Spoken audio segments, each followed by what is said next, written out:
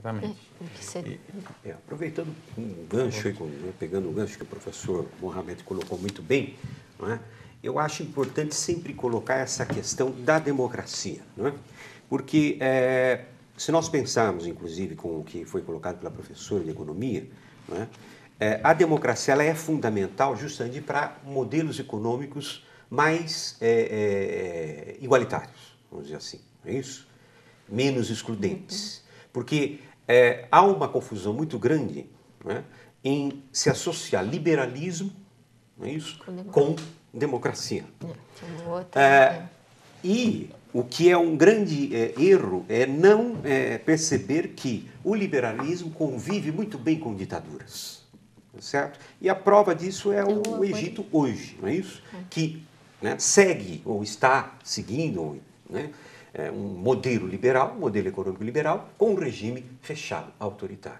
Não é isso? Então, a questão da democracia, ela está necessariamente, né, requerendo um novo modelo econômico também para esses países, né? Não liberal, isso que é importante. Certamente, até essa frase do professor me faz lembrar de um texto do professor Robert Reich, Supercapitalismo.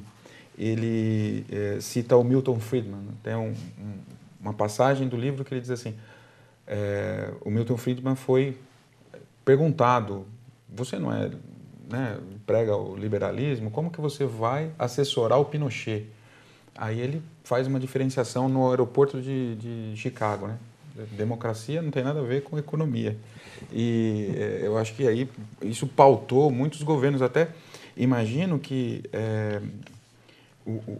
a política dos ataques preventivos do Bush e essa aparente retirada, porque Guantánamo ainda está de pé, mas essa aparente retirada da pauta das relações internacionais norte-americanas desses ataques preventivos talvez tenha trazido isso que o professor disse, uma tentativa de uma cultura de paz, ou pelo menos um início, né? Que o caminho é longo.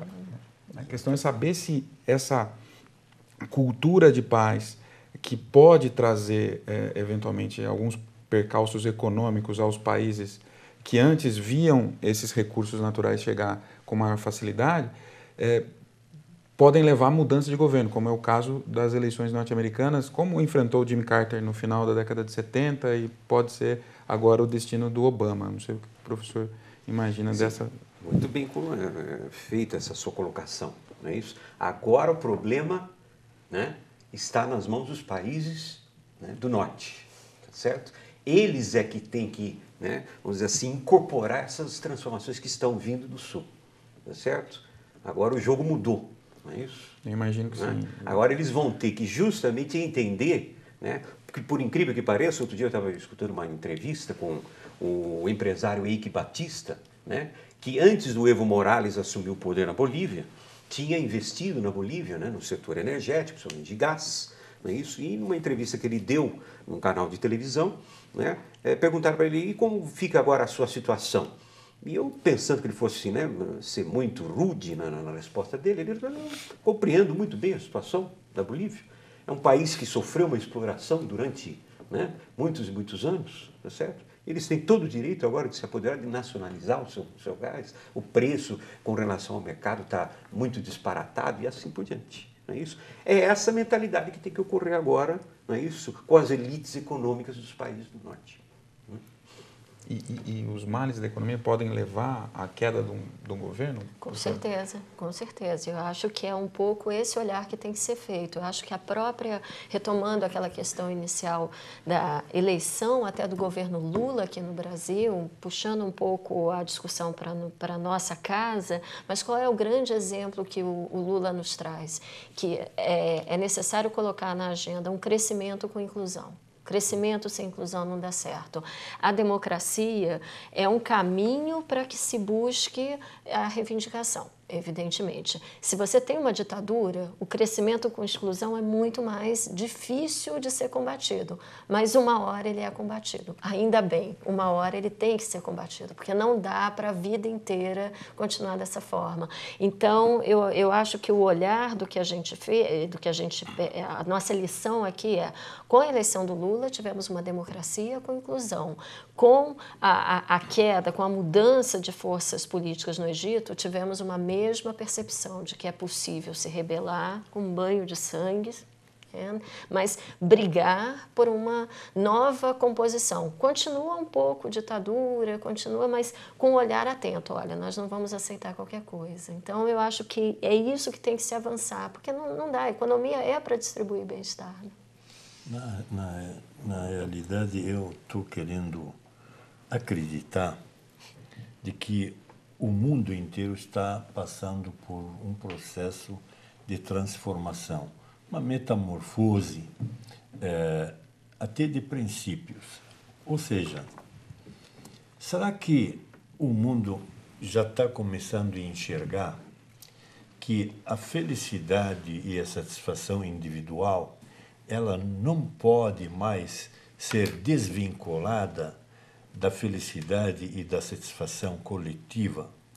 Ou seja, os modelos de desenvolvimento que o Ocidente escolheu até agora, na realidade trouxeram sofrimento para o indivíduo e para a coletividade, mesmo no Ocidente.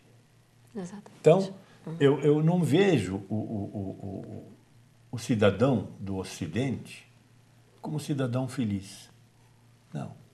Ele vive estressado, sob pressão, competitivo. A palavra competitividade eu não aguento mais ouvi-la porque é o caminho, né, do sofrimento, de fato.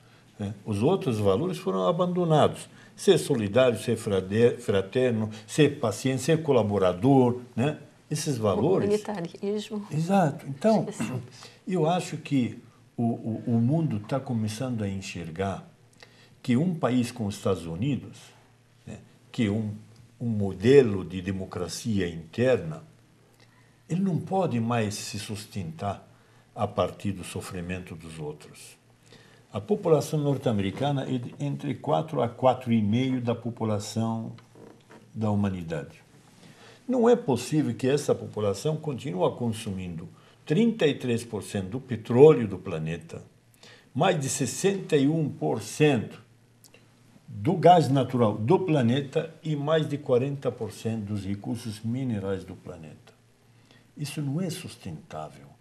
Isso custa muito em termos de outros povos, principalmente quando nós lembramos que esses recursos naturais que nós citamos se encontram nos territórios dos que estão sofrendo. Posso acrescentar só uma coisa? Recursos humanos também. Vide a forma como se enganchou com a economia chinesa para continuar consumindo produtos à custa de trabalho humano também. Recursos que estavam lá. Né? É verdade. É uma apropriação muito grande e se tornou durante tanto tempo um modelo de desenvolvimento. Exatamente. Então, eu quero acreditar que estamos chegando próximos a essa fase para o mundo inteiro discutir abertamente essa questão.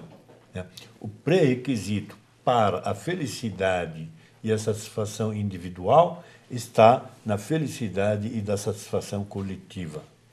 Quando nós falávamos isso, em outras palavras, 1992, na famosa segunda Conferência das Nações Unidas, no Rio de Janeiro, conhecida como ECO 92, né? Já quase 20 anos já, né? Naquela época, nós denunciávamos esse quadro, né? E o próprio Estados Unidos recusou de assinar alguns tratados, como o Tratado da Biodiversidade, por exemplo, com os argumentos ditos pelo próprio governo norte-americano do que os recursos naturais, independentemente de onde eles se localizam, é um patrimônio da humanidade, incluindo os Estados Unidos. Então, os Estados Unidos têm o direito de explorar esses recursos aonde estiverem. Pronto. E quando o próprio... É de todo mundo, inclusive meu. Dado que eu tenho tecnologia, Exatamente. eu exploro à vontade. E quando perguntado, e o conhecimento? E o conhecimento? Ele está sendo tratado do mesmo jeito que vocês tratam os recursos naturais, como patrimônio da humanidade, de todos?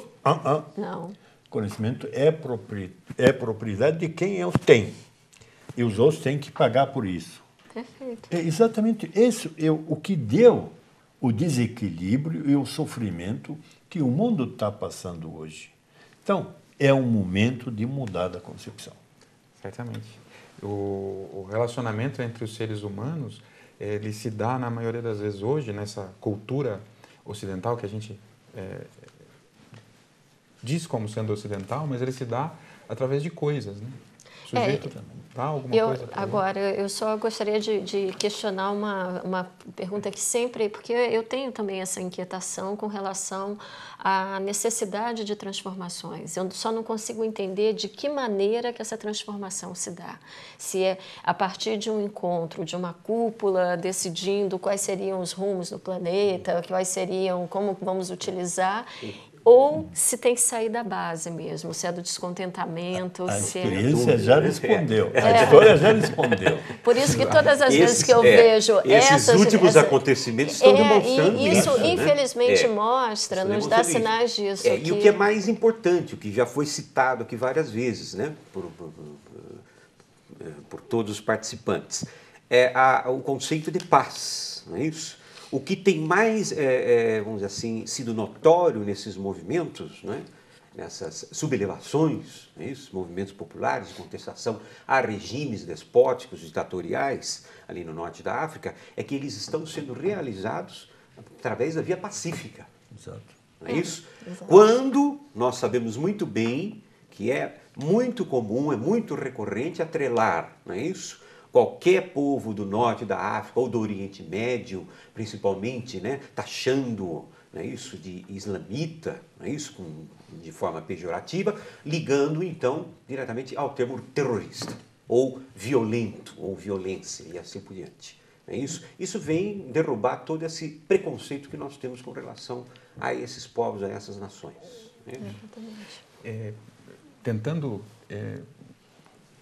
fazer um fecho nesse primeiro bloco do nosso debate e abrindo uma discussão para o próximo debate, nós temos uma linha de avanço, né, que começa lá em 72 com Estocolmo, passa pelo relatório Brundtland, depois vem pela Convenção das Nações Unidas sobre o Meio Ambiente, em 1992, e no meio tem ali uma vitória, tida uma vitória como a vitória do terceiro mundo, que é a Convenção do Mar de 1982.